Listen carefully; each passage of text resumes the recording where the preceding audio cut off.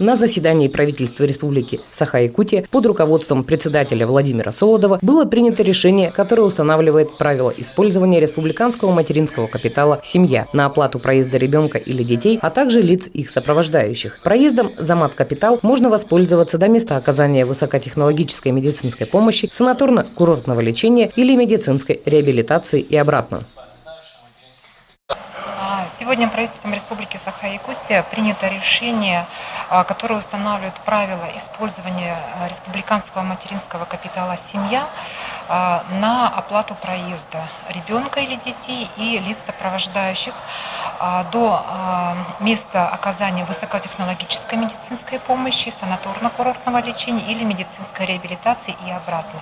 То есть, если до сегодняшнего момента республиканский материнский капитал можно было использовать по 5 направлениям, это улучшение жилищных условий, это развитие личного подсобного хозяйства, получение образования ребенка, приобретение транспортного средства. И 5-е направление – это как раз оказание услуг ВТМП или медицинской реабилитации или санаторно-курортное лечение, то на сегодня направление использования материнского капитала расширяется еще и на оплату проезда, как я сказала, до места получения и обратно, в том числе для лиц сопровождающих. Но напомню, что сегодня размер материнского капитала «Семья» составляет 139 716 рублей. Да, совершенно верно. В пределах того сертификата, который сегодня имеют наши семьи при рождении там, 3-го и последующего ребенка, можно будет использовать на эти цели.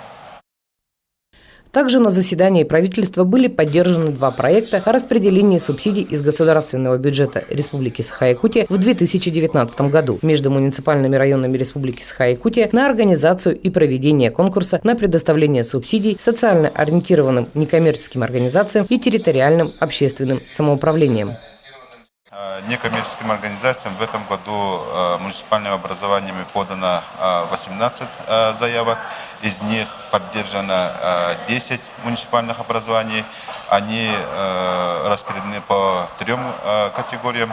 Первая категория – это плотностью населения 500 человек. Вторая категория – это от 1000 до 1000. И 3-я категория от 3000 и больше. И по территориальным общественным самоуправлениям они тоже разделены по 3 категориям. Это первая категория – это до 10 тысяч с населением, муниципальным образованием. Вторая категория – это от 10 тысяч одного человека до 30 тысяч человек. И 3-я категория – больше 30 тысяч человек. По территориальным общественным самоуправлениям подано 8 заявок. Из 8 заявок на сегодняшний день поддержано 6 территориальных общественных самоуправлений. Всего в территориальном общественном самоуправлении общая сумма получилась 4 миллиона рублей, по некоммерческим организациям 2 миллиона рублей. Вас Владимир Викторович спрашивал, почему мало заявок, можете объяснить? По некоммерческим организациям заявки нормально, каждый год так идут. По территориальным общественным самоуправлениям, да, прозвучал правильный вопрос от председателя правительства.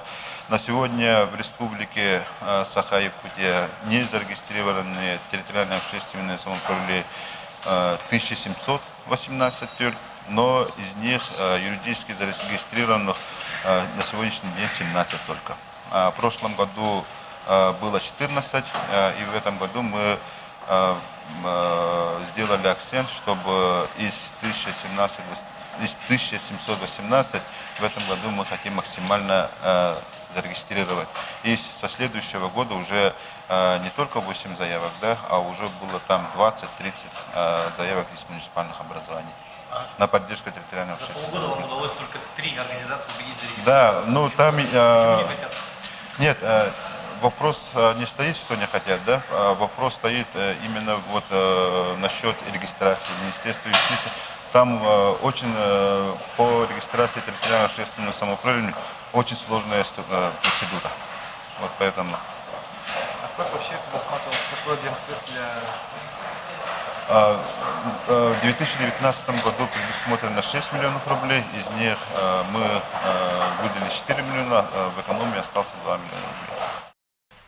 Всего в повестке заседания правительства Республики Саха-Якутия стояло 11 вопросов. Все они в рабочем порядке были рассмотрены.